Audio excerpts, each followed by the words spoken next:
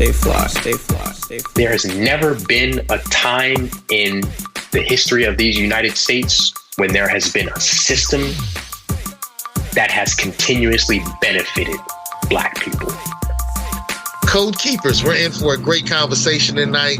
You know, of course, I'm a bruh, Omega Psi Phi fraternity, but I have one of my other friends with it. He wears gold as well, and you wear black and gold, right? That's right, the black and old gold, absolutely. Stay fly. After all that Bacardi. The views expressed by the guests are only the views of the guests, unless we say we agree, unless explicitly stated. All right, Code Keepers. Hey, we're ready for another great episode. And I have Dr. Shaun Woodley with us. And the great thing about this brother, you know, fraternity aside, is he's a Hamptonian. So yes, sir. Salute the Hamptonians. But tell us a little bit about yourself, Hamptonian. Thank you so much. I appreciate the opportunity to come and engage in this conversation on your platform. I wanted to, just first acknowledge you and what you are doing here, and some phenomenal work. I've known you for quite some time now, and I appreciate everything that you're doing and sharing this space with me. So thank you first and foremost. My name is Dr. Shaun Woodley, and I am the architect behind the educator movement, Teach, Hustle, Inspire. The Teach is about how we unlock intellectual treasure. When these students walk into the learning environment each and every day, our objective is one thing: how do we get them from where they are to where they need to be? And that's not just academics, by the way. The hustle, I'm a 90s hip hop bad boy fan. So the hustle is about how we can't stop learning and we won't stop learning. And then the inspire is a foundation to it all. It's about how we spread love and light. And so I have the mission and pleasure of spreading the message of Teach, Hustle, Inspire with the workshops and keynote speaking engagements that I do in the training and professional development that I do for schools and districts across this country, traditionally that have been underserved, undervalued, and underloved. Underloved. That's an interesting way of putting it. Yeah, man. Because when you think about it, that's what it is. That we are talking about children who not have only been underserved, but that underserved is underloved. They're not valued. Some, depending on your zip code, and we all know what I'm talking about. Your zip code can determine, if for a lot of places, the value and the resources that are provided there. Wow. Well, what's interesting is, if the zip code can determine so much of a person's school experience, that varies. That just is so different than what we hear politically. Mm-hmm. Here in Virginia, we have a race right now for the governor and lieutenant governor. And I hear from both sides that, hey, we need to raise the standards. We need to, raise the standards and our children will do better. So, mm-hmm. But as an insider, I often question that. But you're the guru. So, what can really lead us to higher outcomes? Will raising standards lead us to higher outcomes? No, because that, not to sound cliche, but we've been there and done that before. The underlying question behind that is whose standards? Because if you look at the standardized tests that we have now, the objectives, they're all based on someone's experience. Many times it's not the experience of children and people that look like you and I. And so when we talk about those standards and even expectations to meet those standards, it's really about what narrative, what end game, if you will, are they based upon? When we really examine and peel back the layers, we find that there is disparity in those standards and who they work for and who they serve. Interesting. That leads me to another question. If raising standards alone won't help, if the zip codes impact so negatively, and I guess in some mm-hmm. ways, some positively, is there a way to really address the achievement gap that we're having in our schools, particularly those schools that support children that look like us? Yes. that word achievement gap it's a buzzword that's been in education prevalently for several years now. And if you really think about what the achievement gap is saying inherently, like if you look at the data, it will tell you that there are certain types of children that can't learn. Essentially, that's what it is. You have your exceptions, of course, to every single rule, but that's what the achievement gap implies. Whether it is children based on race, ethnicity, zip code, certain poverty levels, things of that nature. There's some circumstance that determines how a child, or if a child, can learn, which is problematic. It's not really, at the end of the day, an achievement gap, more so than it is an instructional gap. When we are prepared to become teachers, we're prepared to teach the average child. We're prepared to teach the average child in average instructional ways. And if you really think about it, the average child does not technically exist. There is not one child on this that you will find in your classroom. There's not one child that you will find in your school. There's not one child that you will find in this world that fits that description of the average child we are taught to teach. Even if you take it further with the idea of differentiating. Yes, differentiating instruction is important, but at the end of the day, that differentiation is based on average. When you think of it and you try to separate the academic from the whole child and who that child is in the relationship aspect, in the identity aspect, in the cultural aspect, then you begin to add new levels and dimensions to teaching and learning. That has to be at the foundation of it. The way that we are taught to become educators, it has nothing to do with it. And we end up becoming familiar, if we ever even become familiar with these facets of instruction later on in professional development, or if we should just happen to read a book about it. It's not the core. It's not the foundation of what it is to be an educator. And it is absolutely critical.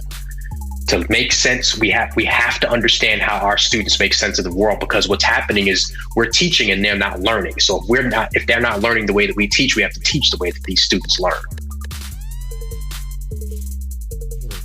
You mentioned a book, and I wanted to take this moment to push your book. MC means move the class.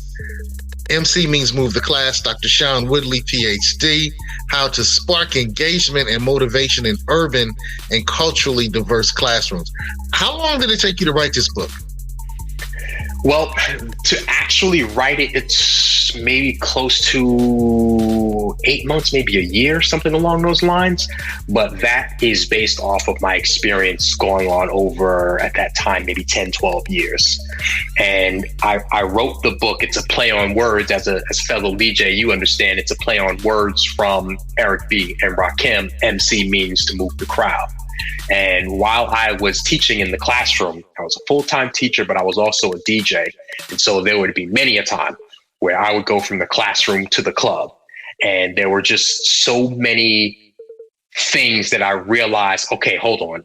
When I'm in this club, I'm trying to get these people I'm trying to motivate them to be engaged. I'm trying to help them have a good time. When I'm in the classroom, I'm trying to do the same thing.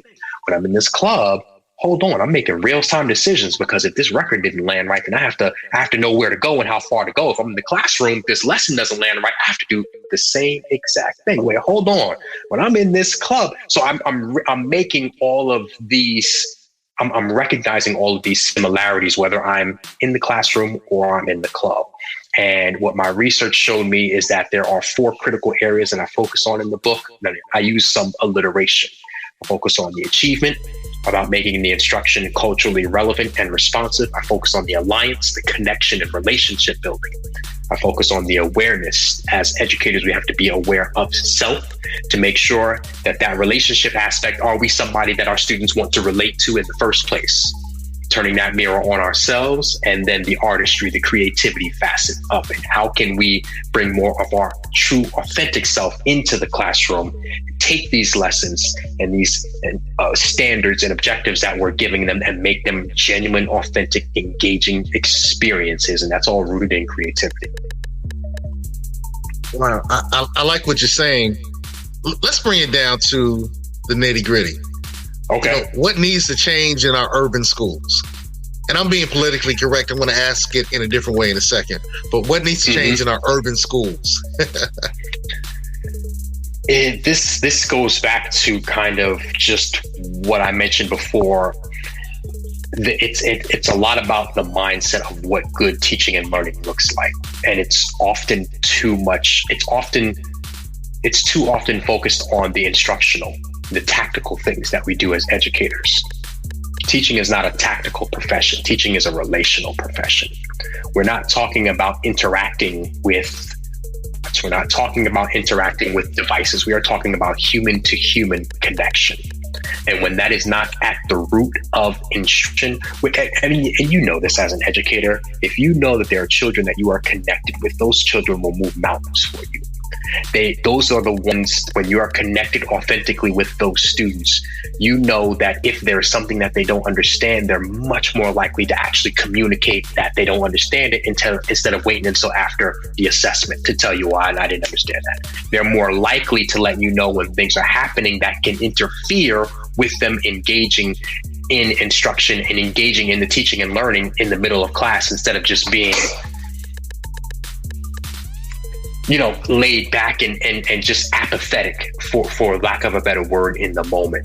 When you're connected with those students, not only do they want to do better for you just because they look up to you, just because they respect you and they know that you value them, but they want to do better for themselves. And that builds on something that is critical in the classroom: efficacy. Lack of effort, lack of motivation, a lack of just will to do better is all a lack of efficacy. And efficacy is fueled with connection, believing in yourself. Do I believe that I can actually do this? Why even try if there's no belief there that I can actually do it, or that there's no benefit for me?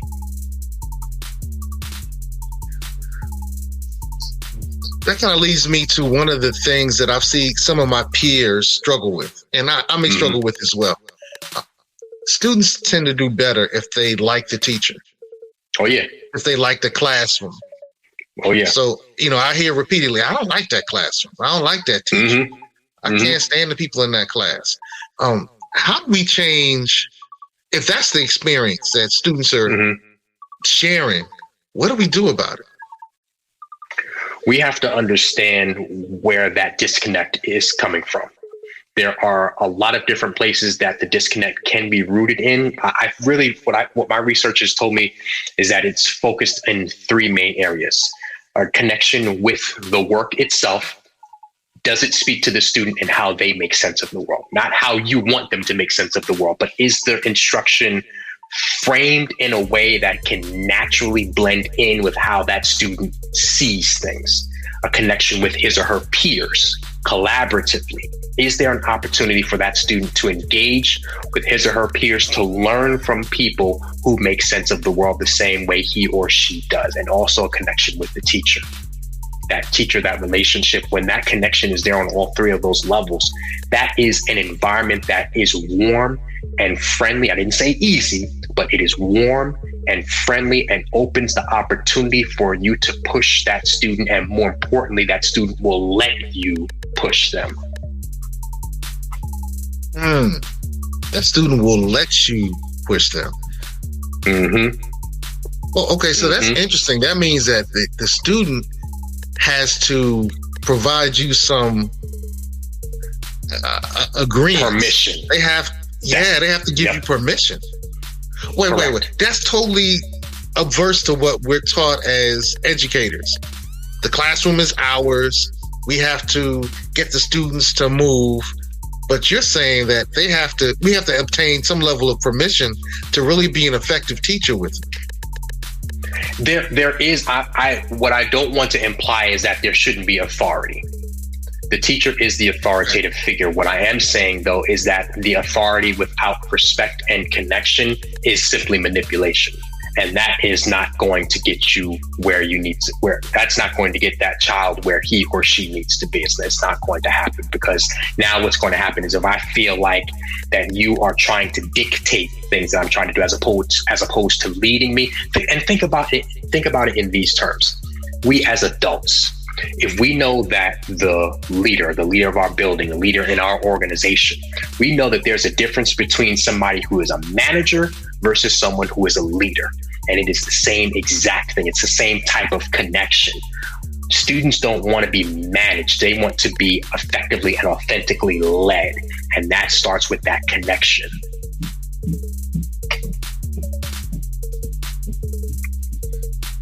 Wow, that's a new thought. That's new thought. Okay, so wow, I just had to let that marinate for a moment. Let it simmer for a little bit. Let it simmer. Yeah. Let that just kind of stir there in the pot. Let it bubble for a moment. Well, you talked about urban schools. Is that the same for our schools in general? Oh yeah, there are, depending on demographics, depending on situations, there are certain differences in resources, mentality, things of that nature. But there are some things that are fundamentally broken in education, period. For example, we've been operating off of the same education system for 100 plus years. The way that the education system was originally designed is literally what we function with today. Okay. Well, if we're dealing with an old design, there needs to be some things that have changed. And that's not just urban school, that's throughout, the United States. What are some general things that need to change in our schools? I'll say this again, putting relationships first.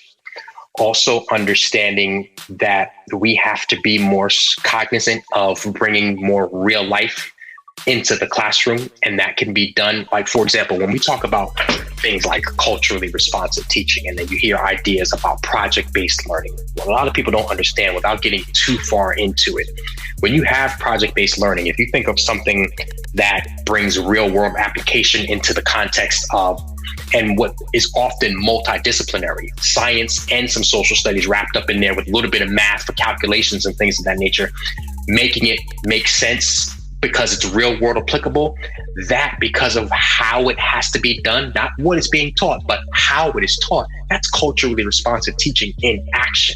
Because many times what has to happen is real world application, collaborative working, and challenge, curiosity, and collaboration are at the root of that. That is a formula for success, but that is, again, that's an afterthought a lot of times with instruction. There is separate and often very intense training that has to happen to understand those concepts, when if that was something that was learned at the beginning of our desire and our need to be instructors and teachers and children of the future, we could more easily infuse that. But what happens is we teach a lot of times the way that we are taught instinctively. And even when we try new things and it doesn't work, instead of having the resilience to move on and to keep trying it, make tweaks, we revert back to the old way because it's our comfort. If it's in our comfort zone, even when it doesn't work.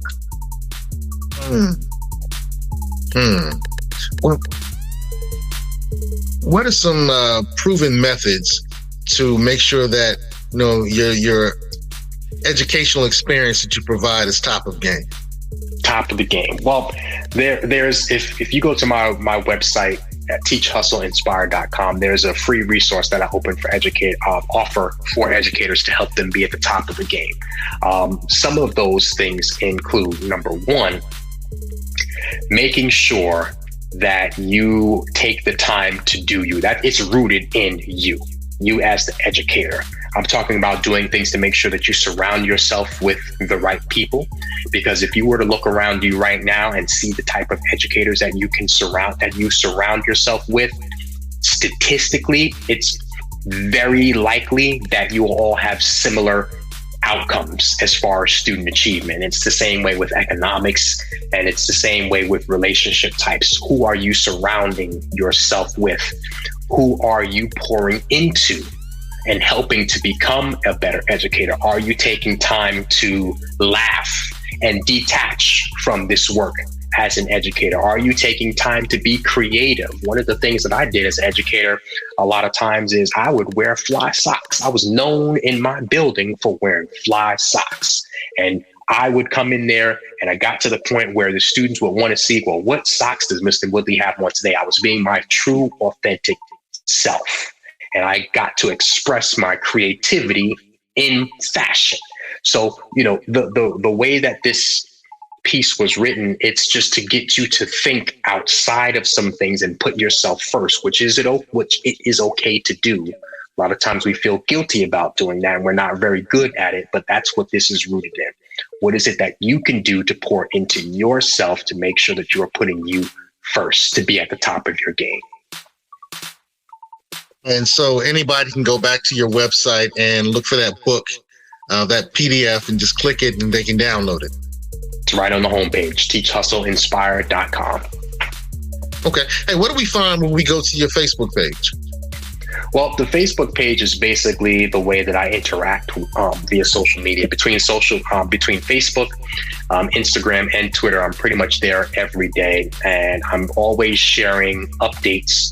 I travel a lot and work with a lot of schools and school districts, and so I'm always sharing updates about what is happening on the road. I always share different motivational quotes and things that are happening in the world of education or in my world to kind of engage with my audience. I celebrated a birthday earlier this week, so I just, anything that's happening in my life, many times I share it there via social media. Beautiful. Well, happy birthday, brother. I thank you. Happy birthday. Appreciate that. Yes. One of the things that I think can happen and needs to happen is that the community, the parents, the students, and the community in general haven't really done a really good job of advocating for the changes and the improvements and their interests in education. If we're going to buy into something, it really needs to serve us on the outset. Now, we've had a lot of parents recently showing up and tripping at the school board meetings. What critical race theory and the masks, mandates, and other things, which got me to thinking, that there could be a way for outsiders, the consumer, the final consumer, the final customer, the student, the parent, and the community that the students and parents live in, to really bring to the table some things that will make these schools better aligned with their interests. So, are there anything that students and parents can do to take action to improve the in-school experience? Yes, but it's difficult. And let me explain what I mean by that. Yes, there are opportunities for parents and students to be more involved in what is happening at the school, because the school should be a community serving organization. It is based in, and the children that go to the school are often a part of the immediate community. And so they should work hand in hand. Here's the reason why it's difficult. Especially for people of color, Black people in particular, the school is a part of a system. You have the classroom, you have the school, which is a part of the district, you have the district, which is a part of the state school system, etc. There has never been a time in the history of these United States when there has been a system that has continuously benefited Black people. That includes the schools, that includes the judicial system, that includes the criminal justice system, that includes the housing system, healthcare system. There's never been a time in the history of these United States when we have benefited continuously from systems. So what we see a lot of times with schools are people who themselves have not had good experiences in the education system. And then they have to put their children through that same thing. I mean, I can think of my own experience, and maybe you have something similar. In the 13 years that I was in the K-12 system, from kindergarten all the way through 12th grade, I can count on one hand how many good years that I have. When teaching and learning is supposed to be an authentic, it's supposed to be an engaging, it's supposed to be a wonderful and pleasant experience, but it's not so, especially for Black people and people of color. And so here it is, and this also connects to, and you didn't ask this, but it has implications for the pipeline of teachers as well. If I didn't enjoy something going through it, why would I now want to go back and work in it? So, we have at play here a larger issue at the macro and even at the micro level of a system that we have to go against. So if I haven't had a good experience in this, why would I now want to engage with it? Whether it is working in a professional manner or either working to support it. You have your parents and you have your community members that do, but I believe that the reason that we don't have more support is because of the system that is fighting against us a lot of times. Intriguing. And that brings up a lot of the hip hop songs that you and I listen to, maybe some of the R&B songs, I don't know. But there have been a lot of songs where we've been really critical of the schooling system that we've gone through. Dead Prez famously said, they, T-H-E-Y, they schools can't teach us, and I'll keep it clean. Our people need freedom. I want to get all I can get. All those high school teachers can expletive, teaching us white man lies, straight bull, more expletive. So what you just said is, since we've had a bad experience with the schools, we don't want to go back and fix them. We don't want to go into them. And when our children go, we're not really joyous about their experience and helping them create a better experience. So you said earlier that it can happen, it's not happening, and it would be challenging. Yeah. So what can happen, even though it's challenging, what can we do? Well, it starts with the understanding that things need to change. And what can happen, and why I work so hard working with educators across this country, is to bring more of an awareness that we are in a broken system and trying to do what we can to change it from the inside out.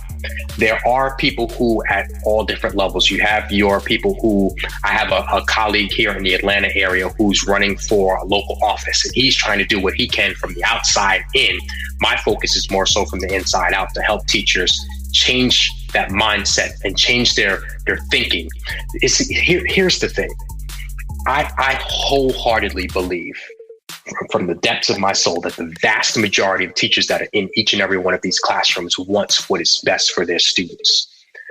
They're operating in a system that is not designed for their students to be successful and don't even realize it. So here it is, you going into the learning environment each and every day, trying your hardest and getting mediocre results, if all. And we wonder why we're burnt out. So if I can help to shift the thinking and to help to shift the mindset, help therefore to shift the strategies and the actions that are taken, now we can begin to see and shift the tide of what is happening in education. But it starts up here. It starts with being aware, because when we shift our awareness and beliefs, it shifts our actions. And when we shift our actions, that's when the results change. So it can be done, but even in those instances, when those shifts happen, we're still operating in a larger system that is still broken. Wow.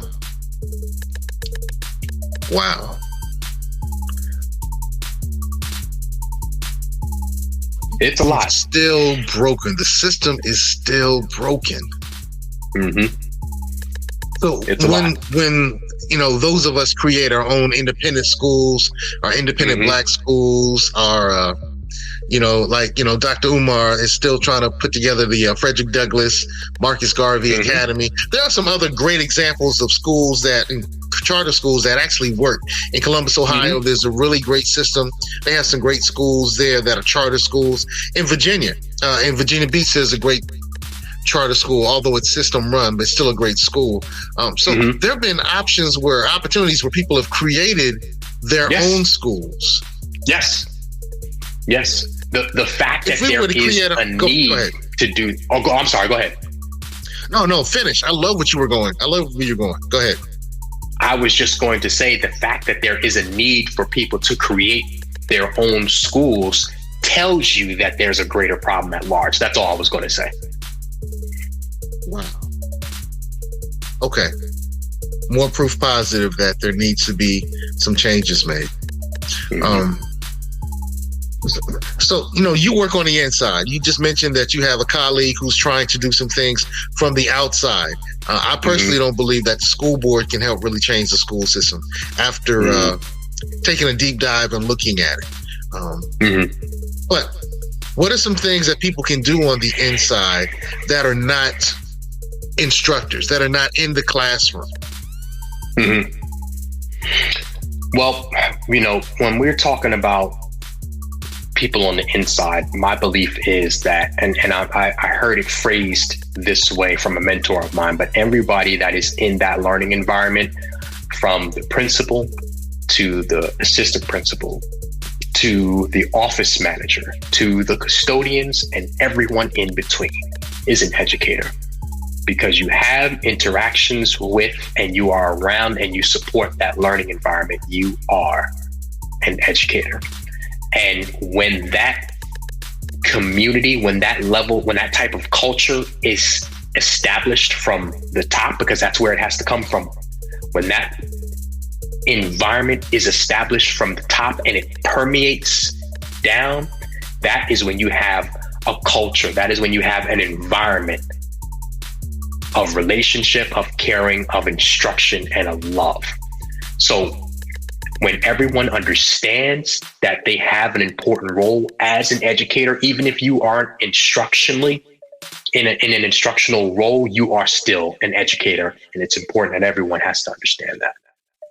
Oh, that's deep. That's intriguing, because I do remember in elementary school how the lunch ladies would sew into us, how the janitor would say some motivating things. And there was one or two janitors in elementary school, maybe even in middle school, who would ask us questions that were part of the curriculum we were learning. Like, young man, what class are you taking? I'm taking pre-algebra. Oh, well, what's a vertex? Something like that. And I'm like, huh? Oh, and so that was really a part of my experience, my educational experience. Everybody. But I don't think that's the case anymore. It is in some places that you go. I've seen it. It's not common, unfortunately, but it does exist.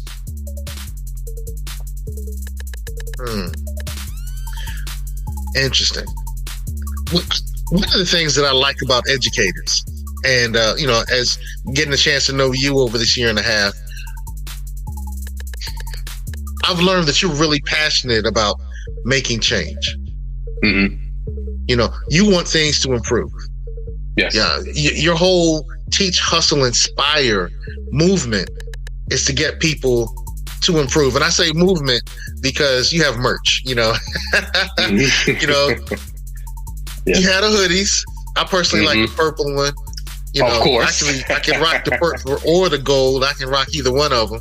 But you have merch, you have books. So I'm going to call this a movement. But one of the things I really like about your movement is you're really kind of focused on making change. And I'm interested in finding out how we make intentional generational change. So I guess my first question towards that end is, what have you intentionally done differently from your previous generation to make a better life? When you say a better life for me and my family, or for students, which direction are you going there? It's really open. It's open-ended. Okay. It could be your family. It could be your school. It could be your employees. It could be Atlanta. I know you're in the ATL. Salute to ATL. I'll say it like this: with thinking about what I am building with Teach, Hustle, Inspire, I think of that in terms of it being something that is intentionally done differently. You don't a lot of times see quote unquote educators with these brands, if you will. You have some that are very influential in what they do. And they have some really, really strong ideas and excellent books and things of that nature. But what I intentionally try to do with Teach, Hustle, Inspire is to create a brand that a lot of people can get behind because they identify with it. If I am an education influencer and I'm an author and I have good work and good research out here, I feel that while it can be impactful, it's limited in participation. I'm creating something that is participatory, something that if you're an educator, then even if not, if you've ever taught, if you've ever parented, if you've ever mentored, if you've ever led in some way, shape, or form, you are an educator, because you are helping someone that is trying to get where you are to do better. That's why we are here on this earth. It's all about the next generation. And so what I'm trying to do is just to build something that other people can get behind, and that inspire, meaning spread love and light. That's intentional. I didn't just choose that for any particular reason. So I am intentionally doing something different by creating a movement in education other educators can get behind and galvanize. Beautiful, beautiful. And related, what is one change that you're super uber passionate about working towards that needs to occur in the world that may not necessarily be education based, or it could be, something that you're just super passionate about? I've always understood the power of connection and relationships. And that is one thing that is infused in pretty much everything that I do in my personal and professional life. In many of the speaking engagements that I am asked to do, whether it's a workshop, keynote speech, or a seminar, anything in between, I always find some way to fuse relationships and connection into the conversation, because it is that relevant and applicable. Whether you are an educator, whether you are a leader, whether you are in the corporate world, whether you are not, we all are relational beings by nature, and relationships are important. Relationships are important every facet and aspect of life, inside and outside of the classroom. And that's why I'm so passionate about it. Wow. I really love where you went with that. How did you start out, man? How did you start? I mean, I kind of know some of the backstory. Mm-hmm. But, for those who are uninitiated, they haven't had a chance to meet you. What's your backstory? How did you get involved in education? You mentioned that you were a DJ, salute to all the DJs, but you were an educator at the same time. So where did you start your educational career? I started my education career. This kind of goes back to high school. And essentially, when I was in high school, I was also a musician.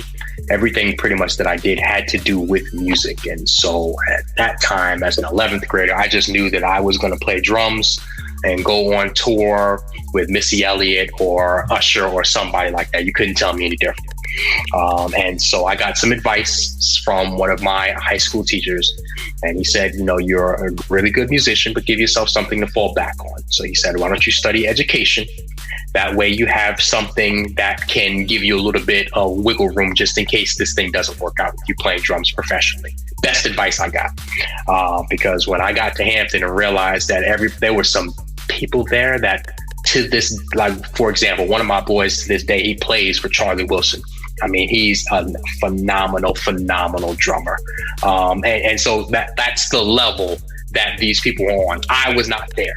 And so I got my entrance into education, and I started taking my education classes and really just was intrigued with the psychology behind all of it, and just the idea of I'm a very social person, so just being able to engage with other people and being able to be in that classroom and being able to teach and engage with students. I had a really good student teaching experience, and so that was enough for me to say, you know what, I'm where I'm supposed to be. Beautiful. How were you as a new teacher? It looks to me like you have a lot of wisdom and a lot of experience. How did you start off? It was a rough start for me, pretty much, because when I got started in education, I'll say it like this. I started off with, because of the school that I taught in and the neighborhood that it was in, and the perception that I had about the students that were there and what I was led to believe, I came in there as a very laying the hammer, very strict, no smiling, very stern, and ended up, unbeknownst to me, creating an environment of fear. I taught like that literally for 2 years, and just creating an environment where there was no connection. There were no opportunities for students to really engage with me or the work. I didn't present myself as someone who was connectable. I didn't present myself as, and hindsight is 2020. At that time, I thought I was doing the right thing because I didn't have a lot of discipline problems. I didn't have a lot of students that I was writing up, but I also didn't have a lot of students who were really learning at their highest potential because they were scared in my classroom. Literally, I got one of the parents told me that. She said, my daughter is scared in your classroom. And so that is when I began to make some changes immediately, and began my evolution as a more competent, basically someone who started to enjoy teaching and learning more because I was growing as a person, which fueled my professional growth as well. I say that. The Get On Code Show is all about empowerment. And so we really kind of focus on empowerment as our key. And it's empowerment focused through health, wealth, and knowledge of self. And, you've talked a lot about healthy relationships, healthy engagement with students and with the community, healthy engagement with academics. How has education empowered you? Well, that is the hustle part of Teach, Hustle, Inspire, and the can't stop learning and the won't stop learning. Even though I have a PhD and I've done tons of research, I'm still learning. I still buy books. I still enjoy reading. I still enjoy growing, because that is what a lot of this is about, is how can we continue to grow and how can we continue to improve ourselves. That's, getting that dopamine hit of not just accomplishing something, but the process of accomplishing something. It makes me feel like I'm contributing something. And more importantly, I know that there are others that are benefiting from that. So I enjoy the learning process. I really do. And I try to convey that to others. Ashe. Any last words? I know that you have some other meetings to go to, some other customers to serve. Any last words for those who are, learning and earning from this content and your thought process? It's just that to remember, why we are here. We're here to build and to connect with one another. And in this race that we are all running, it's hard work that we do, regardless of your role and regardless of your position. So while you are serving others, do not forget to serve yourself. Especially in the education field, we are givers by nature and to a fault. Take time to pour into yourself so that you can pour into others. And I think that's a great way to end. Take time to pour into yourself so you can pour into others. We've been learning and earning with the good Dr. Shaun Woodley, author of the great book. I love the title. I just love the title.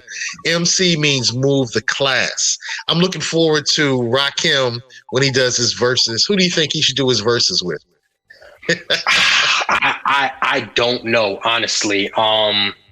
It would have been, I think that the one that came on the other day, the KRS One, the Big Daddy Kane, he could have fit nicely in there somewhere with that, but I'm regardless, I'm signing up for it. I'll be there.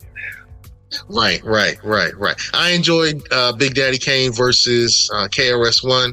I'm a big KRS One fan, and of course, I love anything Brooklyn. KRS One was born in Brooklyn. Big Daddy Kane represents Brooklyn. I was born in Brooklyn. Brooklyn is a blood type. So I just loved it. I had a great time. And MC means move the class. Pick up the book if you're an educator. Pick up the book if you're a parent. I would say that parents would even benefit from, from what I've read. I haven't gone through the entire book yet, but from the parts that I've read so far, I think parents will walk away with something that can help them improve their educational experience of their children. I would agree. I would definitely agree. Maybe that's your next book. We'll see. I'm working on something right now. I say that. All right, Code Keepers, you've been checking out Get On Code. We've had the good Dr. Shaun Woodley with us. Remember to pick up some of his merch. He has purple and gold stuff. We both like that. We both like the gold anyway. He's the author of the book MC Move. MC means move the class. And his client list is bananas. Look at that. Hey man, you got the bag, as they say. I'm You're just trying to serve. successfully changing the lives of the children that we serve, and we thank you for that. So get on code, stay on code, teach the code. The code is empowerment, and we love you. Peace. Thank you.